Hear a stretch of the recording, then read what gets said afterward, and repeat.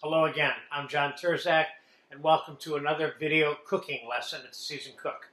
Today, I will answer the question of how to make chicken fingers or chicken tenders, or whatever, however you want to refer to them, by baking them in the oven and not frying them, which would be the most traditional way that people eat them and make them. What I have here is some chicken tenders, and I want to remind you that, let's just say your chicken pieces are fatter than you want them to be, then don't be afraid to give them a little bang so that they don't take as long to cook, or that you don't have to brown the outside of them in the oven any longer than necessary to complete the cooking. We're going to start by telling you what I've got here, which is an egg wash, which is 3 whole eggs mixed with a half a cup to 3/4 of a cup of milk, and some Italian breadcrumbs that I made earlier today, which you have a video for in terms of how to make different kinds of breadcrumbs. And this is the Italian version here that we made this morning in another video. And some all-purpose flour and some salt and pepper. So first thing we're going to do is we're going to season the chicken tenders with salt and pepper on both sides. So people so often overlook this particular step. I mean, if you can't eat a lot of salt, then don't put it on here, but generally speaking, you need to put a fair amount of salt and pepper on all of your cooked foods, in my opinion. Okay, now let's take and flour these in the all-purpose flour quickly.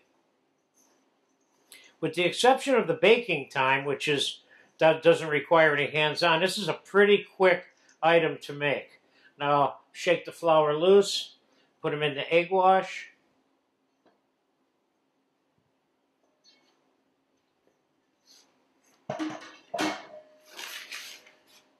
And let's get some of them out of the egg wash and into the breadcrumb. Can you make these ahead of time and freeze them even? And then just take them out and bake them frozen? Absolutely. Good enough for me. Can you double egg wash and flour them? Yes, you can. You can egg wash them before you flour them and then re-egg wash them and then bread them. You don't have to have the lightest amount of breading on as possible, which is what I'm kind of recommending in this video for this particular preparation. I don't necessarily like them overloaded with breadcrumbs.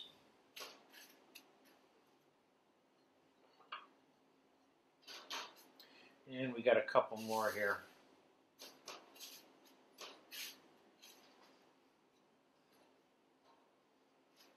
And that's the end of that.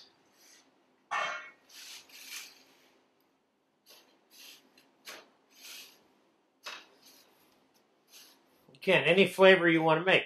If you want to make curry flavored breadcrumbs or Mexican breadcrumbs with cumin and cinnamon and chili powder in them, go for it, you know.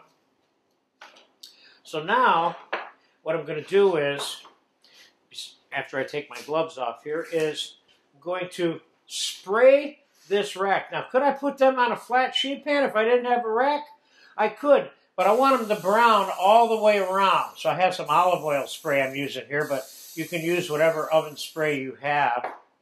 And we're going to set them on the sprayed part, not too close together. And one of the things that this rack will do for you is it will make sure that your chicken gets browned all the way around in the same kind of way. Meaning you don't want it browned on the sheet pan directly one way and then the top is getting circulated air browning. This way they'll have the same kind of browning all the way around. So I'm going to pop this in the top half of a 400-degree oven.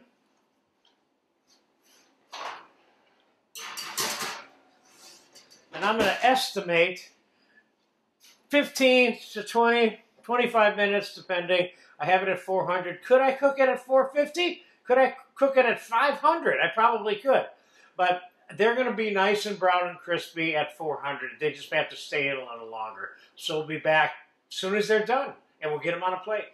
Okay, it's been 25 minutes in the oven, And I will confess that I turned the oven up to 450 about halfway through because I was getting anxious. So let's get it out of the oven. They're done.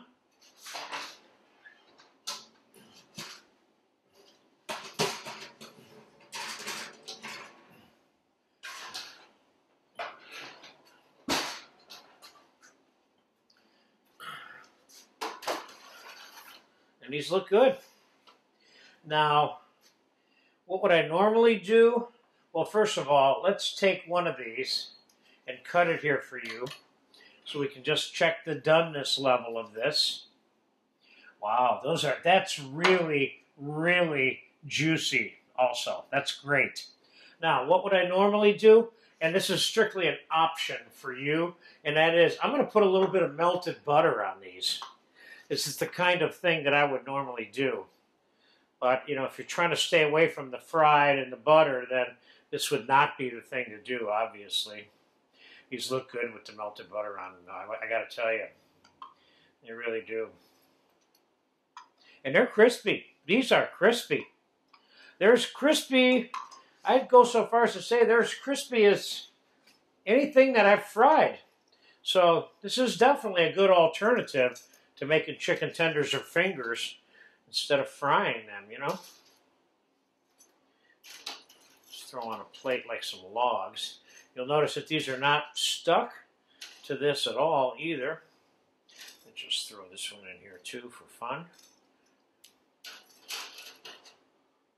No, there was no sticking involved there.